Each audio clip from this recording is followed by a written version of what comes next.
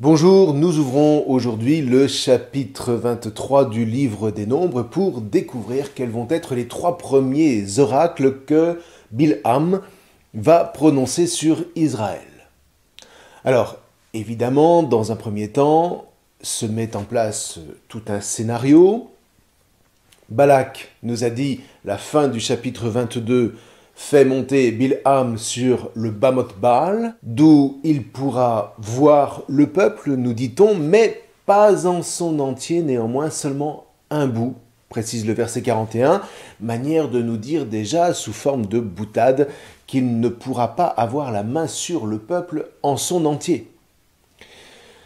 Toujours est-il que Bilham demande à Balak de bâtir 7 autels pour 7 sacrifices. Suite de quoi le devin va se retirer pour attendre que Hachem vienne à sa rencontre. Alors là, il y a déjà plusieurs choses à relever. D'abord, pourquoi 7 sacrifices ?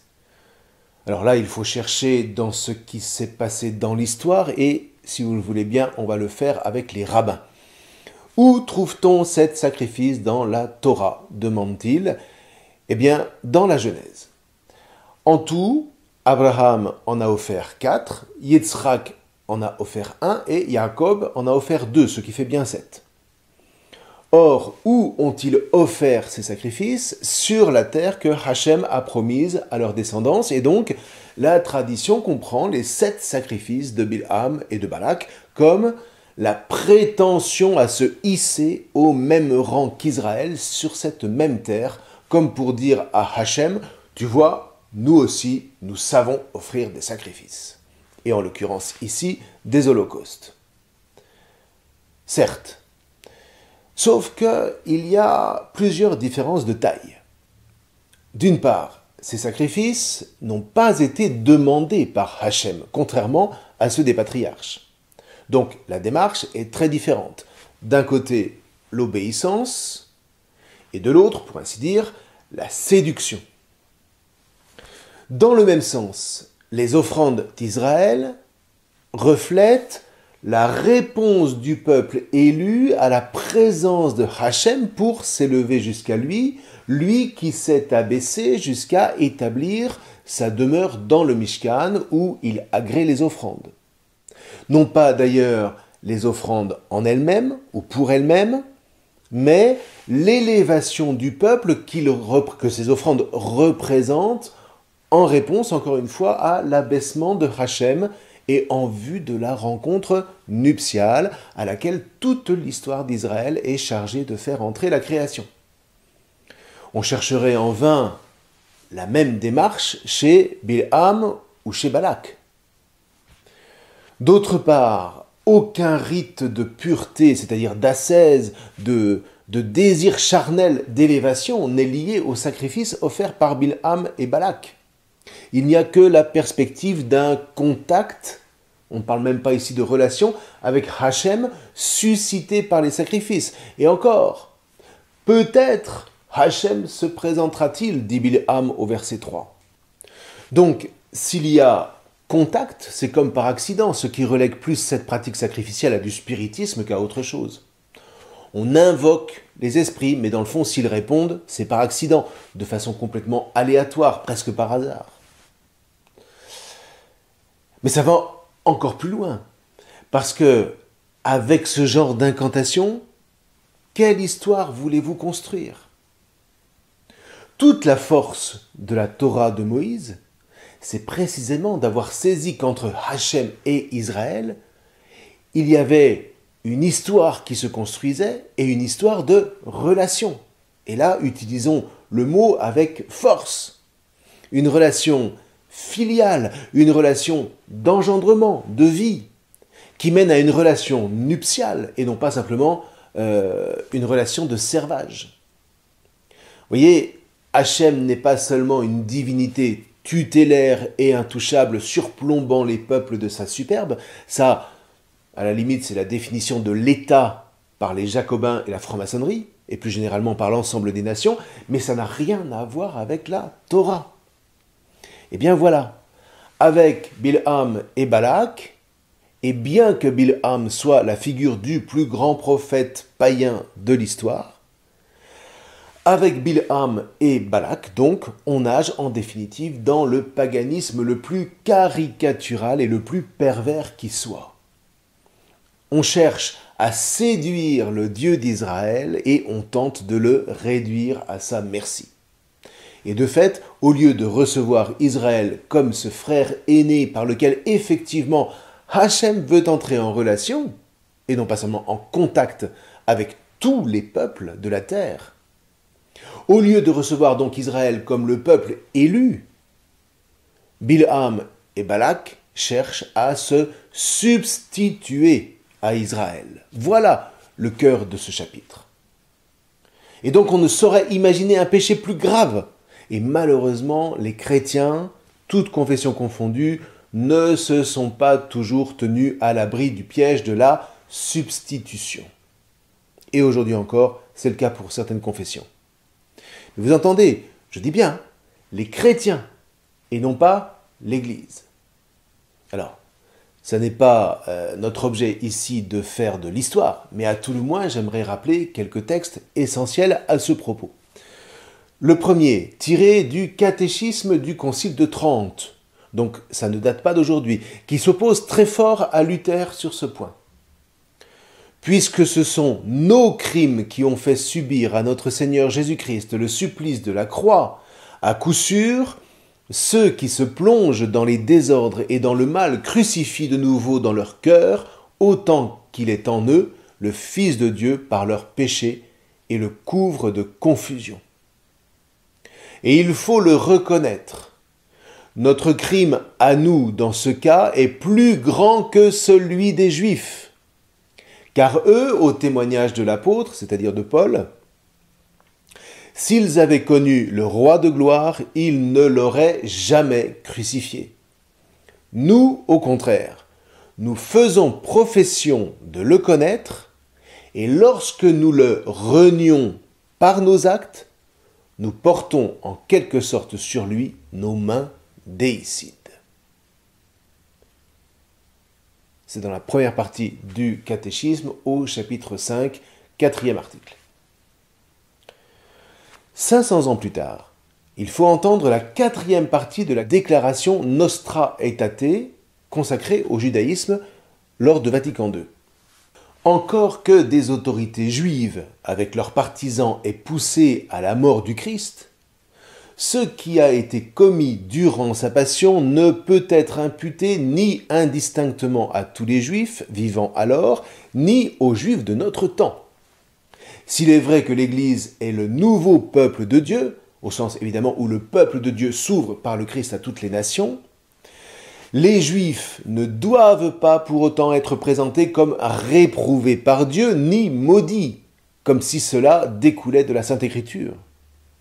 Que tous donc aient soin dans la catéchèse et dans la prédication de la parole de Dieu de n'enseigner quoi que ce soit qui ne soit conforme à la vérité de l'Évangile et à l'Esprit du Christ. Et voyez, tout cela a fait écrire des lignes d'une force exceptionnelle au cardinal Jean-Marie Aaron Lustiger. Il nous faut aujourd'hui accepter qu'Israël soit lui-même, que les Juifs soient eux-mêmes, et qu'ils se définissent comme ils l'entendent. Il ne faut pas idéaliser, ils sont, comme les chrétiens, un peuple de pécheurs qui a à se convertir, à être fidèle à la grâce qui lui est faite. L'antisémitisme chrétien apparaît non pas comme un problème particulier de racisme parmi d'autres, mais en vérité comme un péché. Un péché dont l'énormité est significative d'une infidélité profonde à la grâce du Christ. Dans ce que les chrétiens récusent d'Israël, est attesté ce qu'ils rejettent du Christ et qu'ils n'avouent pas comme un refus. Les Juifs ne sont ce qu'ils sont que dans la mesure où ils sont d'abord les témoins de l'élection. Leur rejet est, de la part des chrétiens, que ceux-ci le veuillent ou non, une appropriation abusive ou blasphématoire de l'élection. Tiens, allez, comme Balak et comme Bilham. C'est refuser concrètement la réalité du don de Dieu, des chemins de Dieu. Vous voyez, il est absolument évident qu'il faut bannir toute idée d'une substitution au peuple juif par quelque peuple que ce soit donc le peuple chrétien ou tout autre peuple. Et là, soyons clairs, je parle ici du peuple des musulmans. Or, c'est déjà ce que visent Balak et Bilham dès l'arrivée d'Israël sur la terre de la promesse, au moment où ces deux-là offrent leur sacrifice. Comme quoi, vous voyez, ce combat ne date pas d'hier, mais surtout cet épisode est à entendre vraiment par tous les peuples de toutes les générations, comme un avertissement de Hachem en personne. Nul ne se substituera à mon peuple. Donc, au verset 4, on nous dit que Elohim se présente à Bilham. Et là, attention, il faut bien entendre, c'est Elohim qui parle et non pas Hachem, qu'en définitive, Bilham ne connaît pas, même s'il croit l'inverse. Alors Bilham de lui dire, tu vois, j'ai fait les sacrifices. Sauf que Hachem va faire avec lui comme il a fait avec l'ânesse. Il va mettre en sa bouche des paroles et Bilham ne pourra rien proclamer d'autre. Et voilà qu'il proclame du verset 7 au verset 10 ce qu'on appelle en hébreu un mashal, c'est-à-dire une parabole, par laquelle il établit une fin de non-recevoir à toute tentative de malédiction du peuple d'Israël. Alors en ça, il n'y a pas beaucoup de surprises, c'est l'affirmation du verset 12 du chapitre précédent. Le verset 9 reprend ce que le livre du Lévitique avait exprimé explicitement au chapitre 20 au verset 24. « Moi, Hachem, je vous ai distingué d'entre les peuples. » Alors ici, le prophète ne nomme pas Hachem, mais le seul fait qu'il utilise le passif laisse entendre que l'élection ne vient pas d'une présomption d'Israël qui s'autoproclamerait élu, mais bel et bien d'un choix irréductible de Hachem. C'est ce qu'on appelle communément un passif divin, très souvent utilisé dans toute la Bible. Quant au verset 10, il reprend les termes de la bénédiction d'Abraham en Genèse 13. « Je rendrai ta semence comme la poussière de la terre. Si on pouvait dénombrer la poussière de la terre, on dénombrerait aussi ta semence. » C'est au verset 16. On aura la même expression en Genèse 28 au verset 14 avec Jacob. Donc vous voyez, véritablement, ce que Hachem a béni, nul ne peut le maudire. Et Bilham de clore son machal d'une envolée lyrique au verset 10. Puisse ma nefesh, c'est-à-dire mon âme, mourir de la mort des hommes droits et ma fin être comme la leur. Manière de dire que la cause d'Israël est juste et qu'en proclamant ces paroles, Bilham, en vrai prophète, se doit d'être loyal, se doit d'être honnête. Alors, les Bibles traduisent la plupart du temps « homme droit » par « juste ». Or, on ne lit pas ici le mot « tzaddik », mais le mot « yachar ». Yachar, que les rabbins, par ailleurs, rapprochent du nom de Yisraël, parce que les deux mots sont formés par les mêmes consonnes. Et en ce sens, vous voyez, un des petits noms d'Israël, c'est précisément Yeshurun, celui qui est droit, notamment dans le livre du Deutéronome, comme pour signifier qu'il est né de Jacob, c'est-à-dire celui qui est droit dans son cœur, alors même qu'après le combat avec l'ange de Hachem, il est devenu boiteux à l'extérieur. Alors maintenant, on peut prendre ce souhait de deux manières. Les rabbins, quant à eux, raillent souvent le vœu de Bilham en disant « Avant de mourir comme un juif, il faudrait déjà commencer par vivre comme un juif », ce qui n'est pas sans sagesse, mais on peut aussi le comprendre positivement.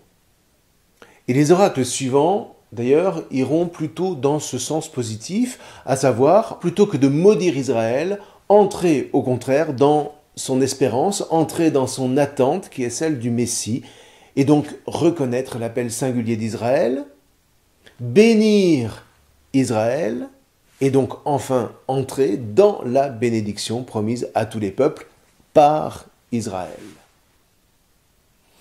Souvenons-nous des premières paroles de Hachem à Abraham. Par toi seront bénies toutes les familles de la terre. Comme quoi, vous voyez, dans ce sens, Bilham a vraiment un éclair de lucidité. Et du coup, cette prière pourrait tout à fait être celle des chrétiens, dans la mesure où ils se perçoivent comme greffés sur l'arbre de la Torah, greffés sur l'arbre de vie. Par ailleurs, nous aussi, nous attendons un Messie, alors non pas au sens où il ne serait pas venu, puisque nous le reconnaissons en Jésus par qui la Torah s'est ouverte aux nations païennes, mais enfin voilà, greffé sur l'attente juive, il y a une dimension commune, messianique, qui n'a décidément rien à voir avec celle des musulmans qui, eux, se considèrent comme Balak, c'est-à-dire comme un peuple de substitution. Alors bref, là-dessus, évidemment, panique de Balak au verset 12. « Que m'as-tu fait? Je t'ai fait venir pour maudire, et voilà que tu bénis !» Et là, vous voyez, on croirait entendre toutes les revendications des dirigeants athées vis-à-vis de l'Église, dont ils voudraient modifier le discours. Et de ce point de vue-là, l'ONU a envoyé des missives au pape en ce sens, qui sont juste, mais hallucinantes. À quoi l'Église répond qu'elle ne peut dire que ce qui est en accord avec les enseignements et la vie du Christ Jésus. Vous voyez, ce passage est une vraie source de décryptage du fond du discours des nations païennes. Et c'est ce qui fait, évidemment, toute l'actualité de la Torah de génération en génération. Toujours est-il que Balak entraîne Bilham sur un autre lieu de sacrifice, parce qu'il se dit que là où s'était retiré Bilham, la communication avec le divin était sans doute brouillée. Alors il l'emmène sur un sommet, et pas n'importe lequel s'il vous plaît, le Pisga, où Hachem fera monter Moïse pour observer toute la Terre Sainte, une terre où il ne pourra pas lui-même entrer. C'est dans le Deutéronome chapitre 3 verset 27, et puis tout à fait à la fin au chapitre 34. C'est comme si Balak voulait par anticipation mettre en concurrence Bilham et Moïse. Moïse qui est le grand absent du récit au demeurant, mais quand on sait le déceler, qui est en même temps partout présent en filigrane. Alors cela dit, pas plus que depuis le Bamot Baal, Bilham ne verra le peuple en son entier, on vient de le dire, nul homme ne peut mettre la main sur tout Israël. Et hop, on répète le rituel avec les 7 sacrifices, vous voyez, ça c'est vraiment la manière de fonctionner du spiritisme et de la sorcellerie, on répète sempiternellement les mêmes invocations avec les mêmes formules, en espérant, à force, faire plier la divinité à son bon vouloir. C'est pathétique. Et là, on a vraiment l'impression que Hachem joue et qu'il se joue à la fois de Balak, tellement ce personnage monte dans l'angoisse. Et alors cette fois, Bilham s'adresse directement à Balak pour lui dire en substance « Elle n'est pas manipulable. Il n'est pas un fils d'Adam. » Et là, vous voyez, on pense à Osée. « Je suis elle et non pas un homme. » Et donc encore moins une idole. La fin du verset 19 reprend d'ailleurs à ce propos le discours habituel sur les idoles qui disent et ne font pas, qui parlent mais ne réalisent rien. On l'entendra assez souvent, notamment dans les psaumes. Et la suite ne manque pas de grandeur. Malgré tout, Bilham est cet homme droit qui écoute et qui en définitive sait reconnaître son maître. Il ne prétend pas que sa parole sera plus forte que la parole de bénédiction de Hachem. Et les versets 20 à 21 de poursuivre. Hachem a béni, je ne contredirai pas. Il ne voit pas d'iniquité en Jacob, il ne voit rien de trouble en Israël. Hachem, son Elohim, est avec lui et en lui retentit l'acclamation d'un roi. Ça c'est très fort, parce que là le récit nous dit que tout ce qu'on a entendu de râleries, tout ce qu'on a raconté des fautes, que ce soit à propos du taurillon d'or ou de toutes les révoltes qui se sont succédées, eh bien tout ça ne change rien à l'élection. Dieu est sans repentance dans ses choix, il est fidèle. Et là, bing! Toi, Balak, tu n'es qu'un roitelet face à Hachem, qui lui est le roi acclamé par cette masse innombrable. Un Dieu qui a marqué ce peuple dans la chair par la sortie d'Égypte, sous-entendu face à Pharaon qui était d'une autre trempe que ce pauvre Balak qui se trouve vraiment réduit à de la poudre de perlimpinpin. Et le verset 23 de poursuivre en substance, Israël ne fonctionne pas comme toi, à coup de magie et de divination. Et c'est précisément là où réside sa force de lion. Dieu est au milieu de ce peuple parce que lui-même a choisi d'y être, et non pas parce que Israël aurait fait des incantations. Waouh, ça chauffe. Et hop, allez, rebelote, un troisième lieu avec le même rituel. Et là, on sent à la fois la panique et l'endurcissement du cœur de Balak, qui fait irrépressiblement penser évidemment à l'endurcissement de Pharaon. Voyez, Hachem, en jouant le jeu avec les règles mêmes de Balak, révèle en réalité la noirceur du cœur de ce roi. Alors, le troisième et le quatrième oracle vont occuper le chapitre 24 que nous ouvrirons la prochaine fois. Pour l'heure, on en reste à cette tension impressionnante. Jusqu'où va aller Balak ? Mais en attendant d'ouvrir la suite, je vous souhaite une bonne lecture de ce chapitre 23 qui montre bien toute la difficulté qu'ont les païens à accepter cette place unique, c'est-à-dire l'élection d'Israël dans le concert des nations. Et en ce sens, ce récit n'a rien perdu de son actualité. Je vous remercie.